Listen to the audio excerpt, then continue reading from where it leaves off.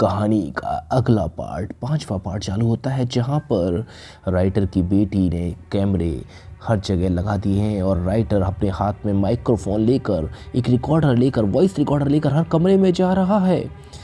अचानक से मैंने आपको लास्ट वीडियो बताया था कि राइटर की बेटी कहती है कि कोई है, एरिक जो मतलब डेनियल जो है ना वो वहाँ पर है, जबकि राइटर कहता है डेनियल बाहर है। डेनियल एरिक का बेटा है, जिस मतलब बेटे का बाप है, और उसके बेटे की एरिक की मौत हो चुकी है। यहाँ बात डेनियल की चल रही है। अब देखिए, जब वो अपने राइटर की बेटी अपने डैड से कहती है डैड कुछ आवाज़ें आ रही हैं, और जो राइटर होता है वो अपने हाथ में माइक्रोफोन पकड़े हुए वो कहता है कि आवाज़ें तो आ रही हैं, इट्स वेरी स्ट्रेंज, ये तो काफ़ी विचित्र बात है, स्ट्रेंज बात है, ये तो है ना, काफ़ी स्ट्रेंज बात है, वियर्ड बात है। वियर्ड यानी बेतुका, या ऐसी चीज़ जो समझ में नहीं आ रही है, बड़ी स्ट्रेंज बात है। अचानक से जो राइटर होता है वो कहता है बेटी ऊपर से कुछ आवाज़ें आ रही है, ऊपर से आवाज़ें आती रहती हैं, इस तरह की कोई आवाज़ें आती रहती हैं। और बेटी अगले कमरे में बैठी रहती है और सारी चीज़ें कंप्यूटर पे सेटअप करा हुआ है उसने, और सब देख रही है कि पापा कहते हैं मैं ऊपर जा रहा हूँ बेटा, आई एम गोइंग अप। पापा बोलते हैं I am going up, I am going up, मैं ऊपर जा रहा हूँ बेटा। तो बेटी कहती है ध्यान से पापा, ध्यान रखना। और राइटर ऊपर कमरे में चला जाता है। जैसे ही वो ऊपर कमरे में पहुंचता है तो राइटर के हाथ में एक माइक्रोफोन है और वो रिकॉर्ड कर रहा है। अचानक से कुछ आवाज़ें सुनाई देती हैं और उसकी बेटी की आवाज़ उसके कानों में आना बंद हो जाती है। वो कहता है बेटा I am losing you, I am losing you. I am losing you का मतलब है दोस्तों कि मतलब मुझे तुम्हारी आवाज़ नहीं आ रही, आई एम लूजिंग यू। और कुछ देर बाद आवाज़ आना बंद हो जाती है। राइटर अपने कान में जो माइक्रोफोन का जो हेडफोन होता है उसको तेज करता है उसकी आवाज़, ताकि उसको अपनी बेटी की आवाज़ सुनाई दे, पर अचानक कुछ भी आवाज़ नहीं आती है। जब वो अपनी आवाज़ को फुल वॉल्यूम पर कर देता है तभी अचानक आवाज़ आती है, धम। उसके कान पर बहुत ज़्यादा इफेक्ट पड़ता है। अचानक उसे अपनी बेटी की आवाज़ फिर से सुनाई देने लग जाती है। उसकी बेटी कहती है पापा पापा। पापा कहते हैं हाँ बेटा, या बेटा। बेटी कहती है वो आपके सामने है, जस्ट आपके सामने है पापा, यहाँ से निकलो। तो वो बोलती है गेट आउट फ्रॉम हेयर, यहाँ से निकलो प्लीज़, या फिर there, get out from there, वहाँ से निकलो, वहाँ से निकलो। वो आपके सामने है। सामने को बोलते हैं दोस्तों in front, he is in front of you, वो तुम्हारे सामने है, इन फ्रंट ऑफ यू, वो आपके सामने है पापा, वो आपके सामने है। और जब वो बाहर आते हैं तो सारे लोग, डेनियल जो कि एरिक का बाप है और बाप राइटर और उसकी बेटी कंप्यूटर में देख रहे होते हैं कि यहाँ तो एक जो थर्मल इमेज होती है ना, थर्मल इमेज मतलब जो अपनी बॉडी की जो टेम्परेचर होता है उससे इमेज बनती है। अगर आपने देखा हो कुछ वीडियो, उससे पता लगाते हैं कौन है। तो एक जो थर्मल इमेज थी वो तो उसके पापा की थी, और एक थर्मल इमेज और दिख रही थी दोस्तों। अब यहाँ पर राइटर की बेटी बोलती है इट्स इनक्रेडिबल। इनक्रेडिबल मतलब अविश्वसनीय। It's incredible. क्यों इसने ऐसा बोला इनक्रेडिबल? क्योंकि बिना बॉडी के टेम्परेचर नहीं हो सकता और बिना टेम्परेचर के थर्मल इमेज नहीं हो सकती, उसने कहा। तो ये कौन है जो कि, तो डेनियल बोलता है क्या कोई वहाँ पर था? तो राइटर बोलता है नहीं, वहाँ पर कोई भी नहीं था।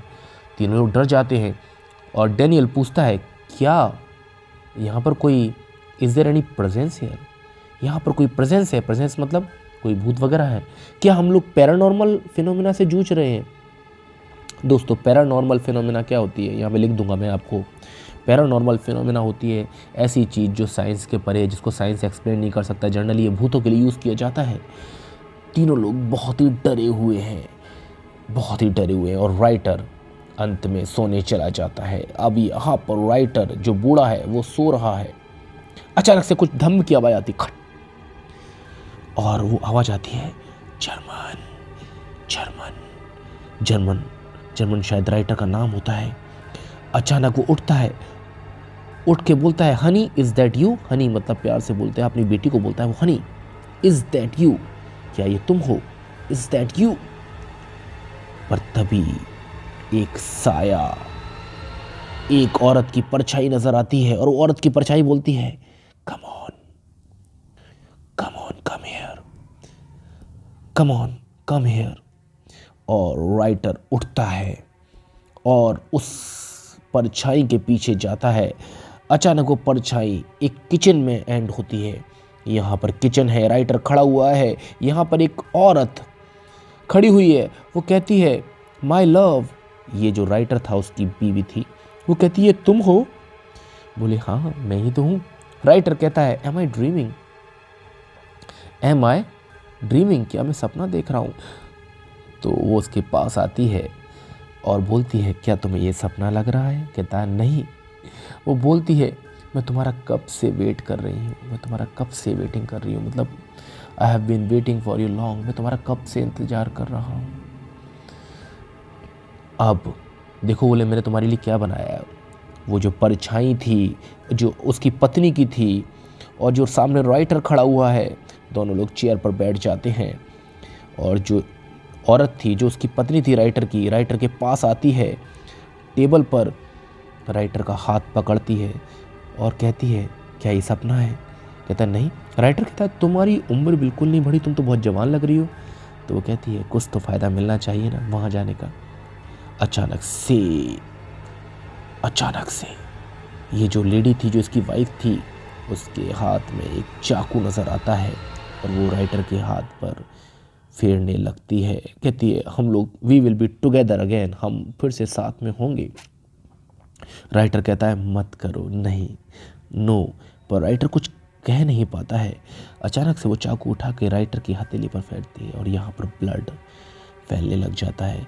फिर वो और चाकू चलाती है और ब्लड निकलने लग जाता है। तभी अचानक से पीछे से राइटर की बेटी बोलती है पापा। जब वो देखता है तो सामने ये लेडी गायब हो चुकी होती है और राइटर के हाथ में अपने लेफ्ट हैंड में राइटर के चाकू होता है और हाथ से ब्लड निकल रहा होता है। वो खुद ही अपनी कलाई काट रहा होता है, वो ड्रीम कर रहा होता है। पर सामने कोई साया था जो उसकी बीवी थी, वो उसे लगा कि वो चाकू फिरा रही है, पर वो अपने हाथ से अपने ही चाकू पकड़ के अपनी कलाई काट रहा था। पूरा ब्लड का पूल हो जाता है और उसकी बेटी पापा पापा पापा चिल्लाती है और उसको कोशिश करती है बचाने की। अगले सीन में दिखाया जाता है कि अननोन नंबर से फ़ोन आता है। किस पर? एरिक, हाँ, लड़का जो था ना वो मरा था, उसकी मम्मी के पास एक अननोन नंबर से फ़ोन आता है। उसकी मम्मी फ़ोन उठाती है।